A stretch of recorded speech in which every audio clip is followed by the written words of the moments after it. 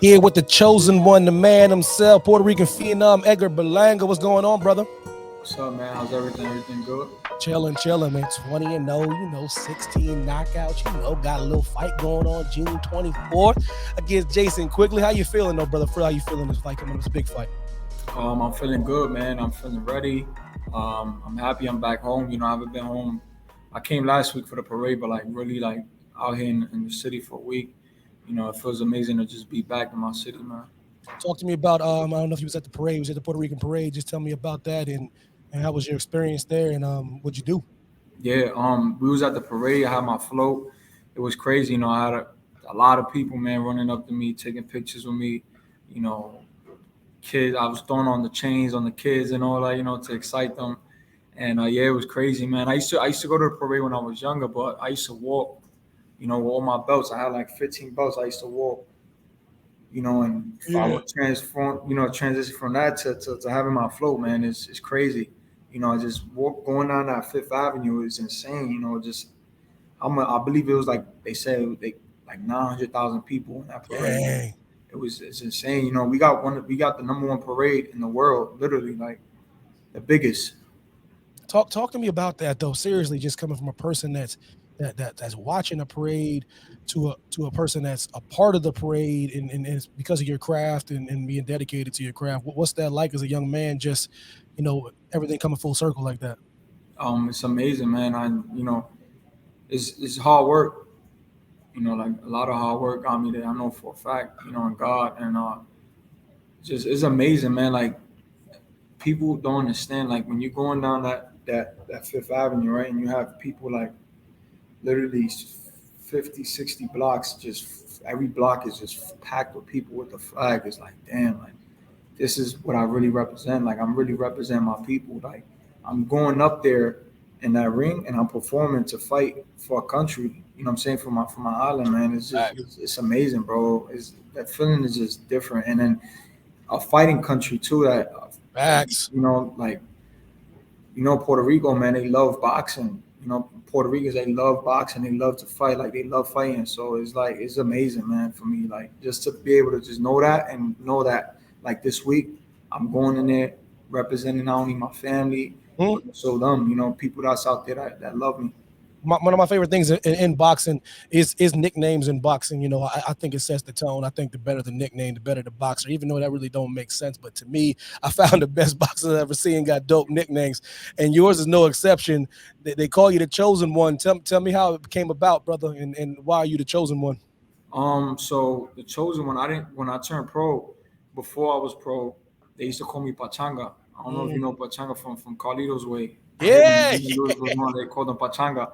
So they used to call me Pachanga. You know what I'm saying? And that was my nickname for a while. Like so, I thought I was gonna transition. That was gonna transition into the pros.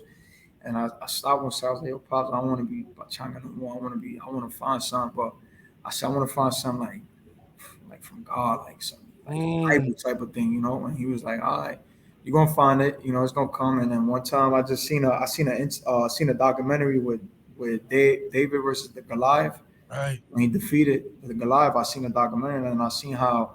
He was a peasant. He was chosen. God chose him to be a king. He didn't even know he was a king. He was Right. chosen. Everybody, there was a lot of guys that was much bigger than him, much stronger than him, Mm. you know, and people looked at him like he was a nobody. So when in the documentary when um the guy came up to him and told him like, yo, listen, like you chosen, like God chose you to be king, and right there I was like, oh, I. That's it right there. You like that's it. You see my chain, I named my son chosen, so I'm just Keeping it going, keeping keeping it it going, bro. going. Yeah, so man, wanted to ask you how your camp was going. I think it's very important as a boxer, the best camp possible, the best sparring partners possible, the best training possible as far as diet goes, as far as your game plan goes. So how was your camp, brother? Amazing. We had great work, great sparring, flew a couple guys out. Camp had to fly them back, you know, but yeah, it went pretty good, man. I'm excited, man. That's one of the reasons why, like, for a fighter, right? When you training and you come into fight week, it's like you see how a fighter is, like I based off the camp. Like if you had a fucked up, like it started because You you had, good? Oh, you good? or you had a fucked up camp, you go into fight week, you start second guessing yourself. Like, Mm, what the fuck, bro?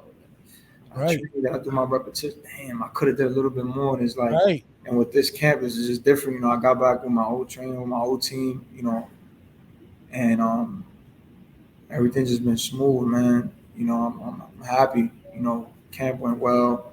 I'm injury free. You know, that was the Good. most important thing. Last year, I was fighting off injuries. Right. People don't understand that. You know, I tore my bicep in 2021 in a fight. Um, Fought through that, rested like 3 months, 4 months, and got right back in the ring. You know, an injury like that, Mm-hmm. you know, it takes a fight a year and a half without fighting. You know, and I took only like 4 months. You know, so I fought my last two fights last year injured. There's a lot of things, you know, different things going on, and I'm just happy that I'm here. You know, and the way everything went.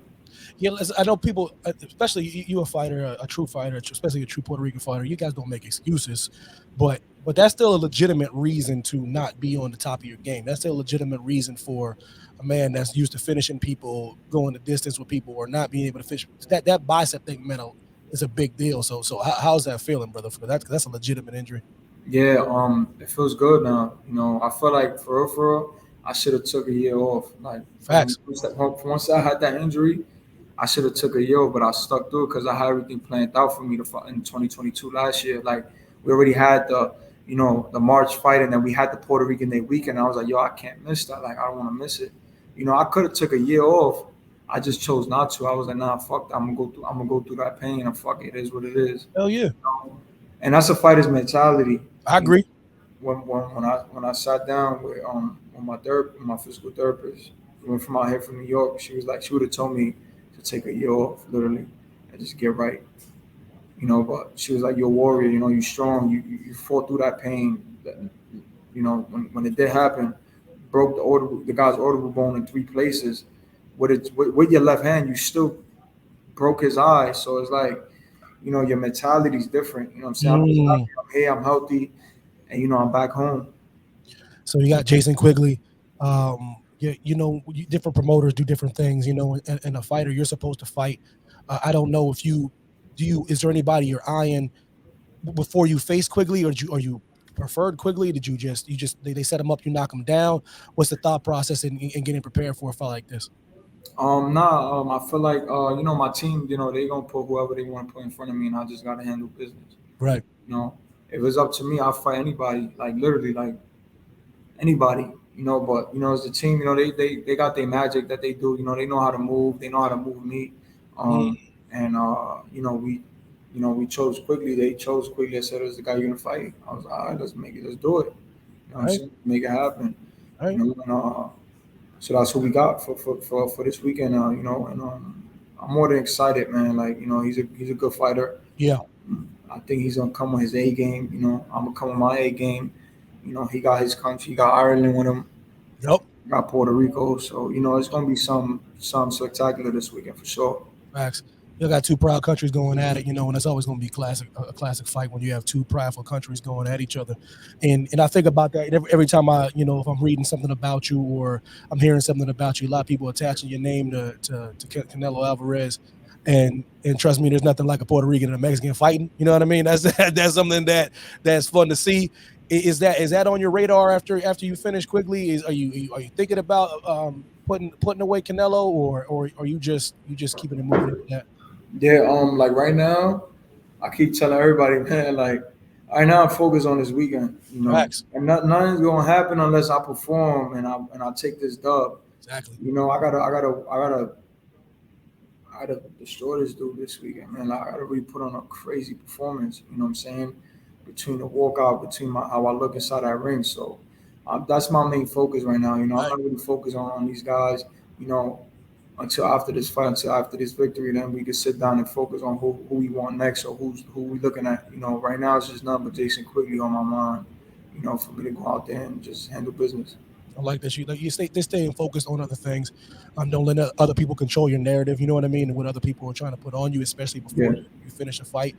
I think that's a smart. I think it's a smart answer. I think it's a smart way to go. You know what I mean? Because you ain't trying to give Quickly no bullets and board material. You know what I mean? Yeah, exactly. Now, yeah, because then you go out there thinking about another fight. Meanwhile, you got a whole dude in front of you that you about to fight, and it's like I don't. That's not my mentality. Like I'm a sharpshooter. I'm a dude that you know what I'm saying. I know this shit. So Facts. I'm not. People could say what they want. Or he was saying that. Oh yeah, I think he's overlooking me. I'm overlooking you. Yeah, in the sense that nigga, you ain't on my level. Facts. Like you're not on my level at all, homie. Facts. But what I could say is that I'm not overlooking you because you got two arms, you got two legs. You know what I'm saying? You could punch. So it's like, yeah, of course, I gotta be on my A game for sure, 100%. Anything could go wrong in that fight, whether or not you have power, you don't have power. Like you know how boxing is. One Yeah. shot you don't see. You know what I'm saying? You could go. So that's my main focus. Is just this right here. Facts. Is this.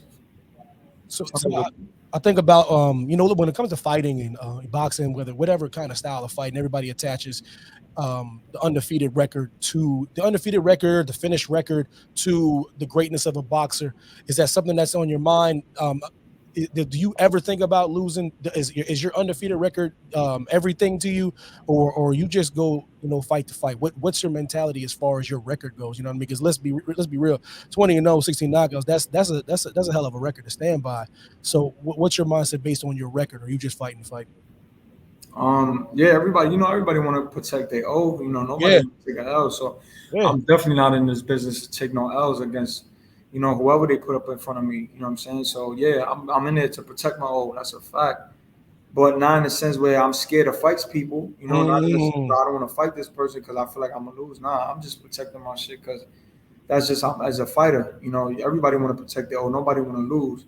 no. So that's just my mentality. You know what I'm saying? Like I don't care. I don't care who I'm fighting. I could give two shits. I know I'm not losing. Like that's my mentality. I know I'm going in there and I'm gonna beat your ass, whether or not we box or we brawl or Mm, whatever. You know what I'm saying? That's just my mentality. That's a gladiator. It's gladiator school. Right? You know what I'm saying? Like let's go. it's back in the day. It's 300 Spartans. Like this is what it is. Like you go up in the ring and you like in the spot back in the days. You go Yeah, in the ring and you perform. Back in the days, right? Where they had the yeah, the Coliseum, man, using the middle. Yeah, Coliseum. You go in there with your sword, and you got your other, you got your the enemy across, and you go in there, and you fight to the death. And that's facts. what it is. So talk to me about that though. You listen, because everybody wants to see a Rocky, like a paying customer wants to see like a Rocky fight. But I personally think a boxer is their job is to win the fight. It's cool if you entertain a brother like me. I'm cool with that. You know what I mean? Y'all hitting each other in the head. But are you trying to give people a good fight? Or are you just trying to dust Jason Quigley off? You know what I mean? And have a quiet evening. You know what I mean? Yeah. Shit. Whatever comes, man. Like if he sit there and he try to, you already know he try to do his thing with me and try to sit there, then you already know is he already know. I don't even gotta say nothing. He know what type of fighter I am. So Hey, even if he want to move or because which he is, he's gonna run. He's gonna move around. He's gonna try to not get hit. He's gonna try to box and use his jab and move around the ring and try to do dance like a fucking ballerina. So I know he's gonna do that. So we prep for that. You know what I'm saying? I know he ain't gonna sit there in front of me and try to exchange or anything. He's gonna try to use his IQ, use his jab, run around the ring like a ballerina, and I'm gonna have to hunt him down, break him up, break his body down, mm, beat him up. damn. So Jason Quigley, we talked about it a little bit, but tell me, brother, why will you win this fight, man? Why will you beat this man? I'm just a better fighter. Like I'm just overall like, and where I want to go, like the fighters I want to fight, like Mm, he ain't on my level. Like, and that's why I gotta make it seem like, yeah, motherfucker, you ain't on my level, bro. mm, Or like I'm on a different level. You in my city, like I'm on a different level. Like you on your way out. Here's your last paycheck. mm. Here's your last payday. How Canada said it's payday. That's his last payday. So that's how I'm going in there. Like I just feel like I'm just overall a better fighter. I got everything. I got the best promoter, the best promotion right now in boxing. So I just got everything in my favor. I just got to go out there and execute it. Shit, you was sought after by different promotions. What was your thought process in choosing the promotion you chose? You know what I mean? Because it's like we're talking about your career here, so we're talking about a promotion that's going to give you the best fights, give you the most money. Because I don't give a damn what anybody say.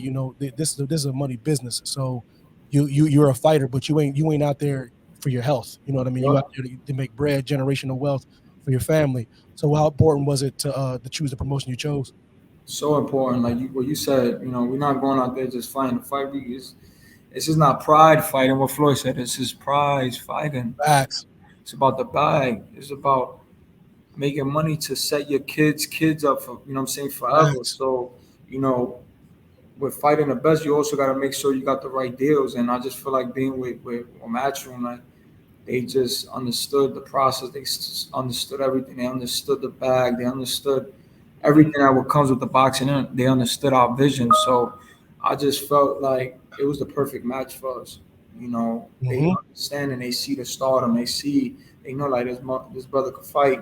He's Puerto Mm-hmm. Rican. He's from New York. He got the PR behind him, supporting him. Mm-hmm. He got knockout power. People like knockouts. So we could always expect a knockout in the later round. So it's a lot of things like that played into with this. And we chose Matchroom, man. We chose them. They just understood the vision. They seen what we wanted, and now we linked up. And for me, sky's the limit. Facts. Winning the fight's important. How important is knocking out Jason Quigley, or is a win is a win? Or how important is a spectacular finish to you or your camp? Um, Whatever comes, right now, obviously, I know for a fact, if not if, but I go out there and I work on this game plan that I'm doing, man. It's gonna be a spectacular performance. Like Right. literally, it's gonna be the most beautifulest thing ever. What I'm saying? I just got to go out there and execute the game plan what I've been working on for 5 months. Go out there and handle business.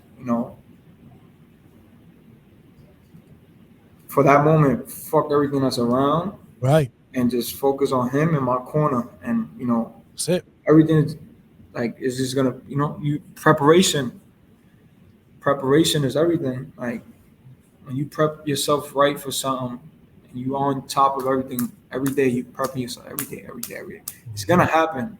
It's bound to happen. Mm-hmm. You get what I'm saying? Facts. You gotta prep yourself for anything in life. If you want something, you gotta make sure like I'm prepping myself with discipline. I'm getting up, I'm training, I'm rubbing the repetitions. I'm in the gym every day. I'm not cutting no corners. I'm not going out. I'm not trying to sneak doing this. Nah, it's just Mm, like here. it. Like the mentality, man. Before I wrap things up, I want to do a little thing, get down to the nitty gritty I real miss my quick. birthday. I miss my birthday. Oh, facts. Talk about it. Like I'm in camp. I'm so locked in, bro, that my birthday. Say my birthday. I was spawned on my birthday, and I forgot it was my birthday. My That's what's coach had to up. remind me, like, "Yo, E, you're gonna go out to You dinner. gonna chill? Yeah. Out to dinner, son." I'm like, "What? For what?" He's like, "It's your birthday." I said, "Oh shit." I'm like, "Damn, it's my Yeah. birthday today." Fuck. I forgot. That's how locked in I am. You get what I'm saying? Like Father's Day was just Sunday. Like, I don't care about that. I'm chilling. It's Yeah, cool. man. Mother, I miss my wifey's birthday. It's just so much stuff, man, that I miss. That I'm like, that's how I know I'm different right now. Like everything's just That's to me that's the mentality you have to have, especially when you're going into a fight. You know what I mean? yeah. And doing what you're doing and taking that next step, brother, because the sky's the limit. You're just getting started. So Mhm. I think having that mentality and your family probably knows what you represent and what you're trying to do. So Yeah, you know what I mean. I think missing these days and even missing your day, and I think at the end of the day, 5 months paying off this weekend, I think it'll all be worth it. yeah, for sure, definitely. Max, before I get you up out of here, man, go get down a little nitty gritty real quick. I'm gonna ask you a couple things. It's like a this or that. I'm gonna ask you one thing or the other thing, and you just choose. You tell me which one you would take over the other thing. It only be those two though. You ready? Okay. All right, man. So let's get started. Give me what about jab or uppercut? What you got? Jab. Okay, listen. Okay, listen. Daddy Yankee or Bad Bunny? Talk to me. Daddy Yankee. Oh snap! All right, listen. Edgar Berlanga or Jason Quigley? Who you got? Me. That's right. New York or Puerto Rico? Who you got? Puerto Rico. I gotta Ah, go. that was close. That was close. Yeah. Okay. One more thing, brother. Mount Rushmore. I like doing the Mount Rushmore every now and again, but this is going to be a little bit different. This Mount Rushmore four. You got to pick your four top boxers of all time. They could be from anywhere, but I need Edgar Berlanga's four greatest boxers of all time, in his opinion. Floyd Mayweather. Ooh, Felix Trinidad. Tito. Tito. Who's another one I like? Um, Roberto Duran Oh, boy's cold. and me. That's what's you put your boy on there. That's what's up. Listen. I appreciate somebody putting themselves on the mountain. You know what I mean? Yeah. Don't listen. There ain't no time to be shy, man. Let's be real, man. Yeah, If you ain't in this to be the best ever, then what you in why here you for? exactly, man. Like you want to chase greatness at the end of the day. You know what I'm saying? So that's the most important thing for me is just chasing greatness and being that guy. You know, I'm just blessed to be where I'm at for real, for real. Like I'm blessed, man. Like people don't understand. Like when you come from New York, like us New York fighters, we have so much. It's different. Like when you become a star, but you're from like you're from another state. It's like it's cool, but when you're from New York and you're a star, it's so much. People don't understand how much pressure you have on So you much pressure, man. because New York is the worst critics in the world, bro. No question. Bro, one day they love you, the next day they hate you. The Then same the next people. day they love you again, then the Yeah. next day they hate you. So it's like, yo, bro, like when New Yorkers, you have to be like, and then you Puerto Rican, you have to be on your A game all day, because if not, they'll fry you up, man. Like an Big egg. facts, yeah. Yeah, man. Like, but the great thing is that when you become a star, bro, the type of support that New Yeah. Yorkers and the Puerto Ricans and the Latin people, they come out heavy for you, man. So I'm just blessed to be in this position. Listen, when you get the bag, what you gonna get some new drip? You gonna get a new chain? You rocking that chain for you got anything? Nah, I got some new. I got some new I got some new. I got something new already. It's about to already? become small. Yeah, we Diamond District is over here, so I gotta go pick it up tomorrow. So Boy. you go unveil that this weekend? Yeah. Oh, I'm gonna go to the press con. I'm gonna go to the press conference with it. oh, with the new piece? Yeah, that's what's up. Crazy, Yo, brother, Edgar Berlanga, my man, the chosen one. I appreciate you taking the time, brother, for real, man. It means a lot. Thank you. Appreciate it, man. Knock him dead, bro.